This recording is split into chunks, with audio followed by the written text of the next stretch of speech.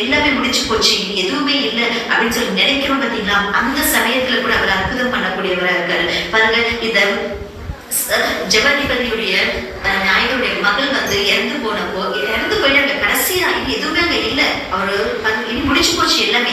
அந்த முடிச்சு போன இடத்துல கூட அவரு திரும்பியும் அவர் அந்த இடத்துல என்ன பண்ணாரு, அவர் அற்புதத்தை பண்ணியிருக்காரு. இன்னைக்கு உன்னுடைய வாழ்க்கையை கூட எல்லாமே முடிச்சு போச்சு, இனி எதுவுமே நான் வாழ்றதுக்கு வேஸ்ட், நான் இவரோட இருக்கிறது இனி வேஸ்ட், நான் இனி வாழ்றதுக்கு கூட இருக்கிறதே இல்லை, எல்லாமே முடிச்சு போச்சு, இதுக்கப்புறம் என்ன இருக்கு, இதுக்கப்புறம் என்ன இருக்குன்னு சொல்லி நீங்க யோசிச்சுட்டு இருக்கலாம். ஆனா கர்த்தர் சொல்றாரு, நீ எந்த மாதிரி யோசிக்க வேண்டாம், ஜஸ்ட் என் மேல நம்பிக்கையை வை, நீ பயப்படாம என் மேல நம்பிக்கையை வச்சேன்னா எந்த இடத்துல எல்லாமே முடிச்சு போச்சுன்னு சொல்றாங்களோ அந்த இடத்துல நான் திரும்பியும் உருவாக்கக்கூடியவரா இருக்கேன்னு சொல்றாரு. ஹல்லேலூயா. ஆமா, இன்னைக்கு உங்க பிரச்சனை எதுவா இருந்தாலும் சரி, பயப்படாம அதை பத்தி யோசிக்காம கர்த்தர் மேல நம்பிக்கை வைங்க. கண்டிப்பா அவர் உங்களுடைய வாழ்க்கையை புதுப்பித்து அற்புதமான வழியில்